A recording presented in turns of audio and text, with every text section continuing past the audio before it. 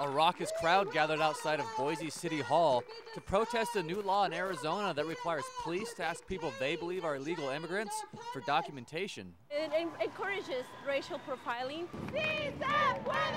More than 100 people showed up at the rally that was organized by BSU students.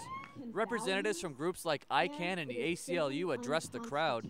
The protesters say the Arizona law violates civil rights and will target Hispanics. We're now going backwards with our, the Constitution. And they want to make sure similar legislation does not pop up in Idaho. We want Idaho to know that we don't tolerate that, and we would not tolerate it here in Idaho either. Even though Boise is a long ways away from Arizona, this group feels they can make an impact in the border state. One thing that we're pushing is to boycott Arizona, boycott any products that come to there, just to make them feel the economic power that people can have. Protesters hope the outcry in response to the Arizona law will be heard by lawmakers throughout the country, causing them to address immigration laws. As a country, we need to work with other countries and look at immigration reform. In Boise, Lance Johnson, today's Channel 6 News.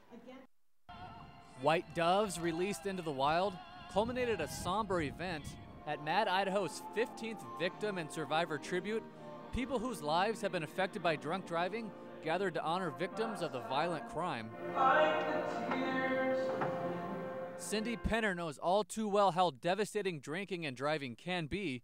In 2004, Cindy was in a minivan along with her best friend Lori Simmons when they were hit by a drunk driver.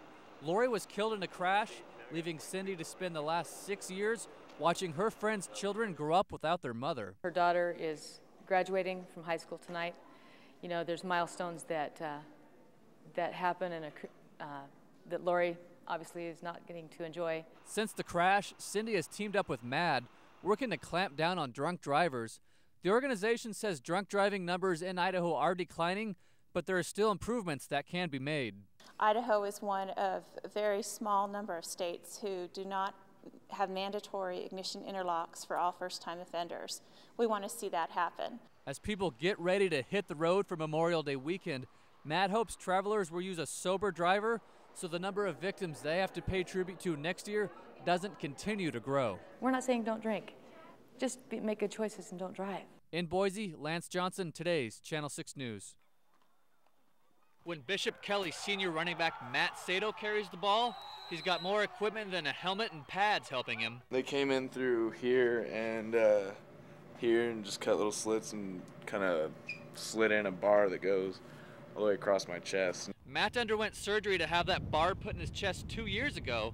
At that time, Matt says he had almost no endurance. I'd be in for 3 plays and just completely gassed. Doctors originally diagnosed Matt with asthma and gave him an inhaler. When that didn't help, he had a CT scan, which revealed Matt's sternum was growing inward. And it was compressing my heart. In order to keep Matt's chest in the right shape, doctors put in the bar. It's about this big. The surgery kept Matt out of track his sophomore season, but doctors cleared him to play football his junior year.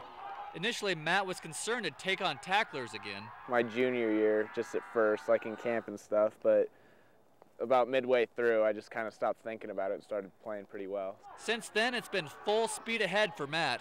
He says it's painful if he gets hit in one of his scars, and he wears extra rib pads for protection. But now, Matt has got his endurance back. I can make it past the first half now. And he's needed it. Matt is BK's leading rusher, gaining more than 900 yards with 1 game left in a regular season. Pretty impressive for a kid with a rod running through his chest. It's amazing that he's out here taking the pounding that he's taken. He's got the heart of a giant. At Bishop Kelly High School, Lance Johnson, today's Channel 6 Sports.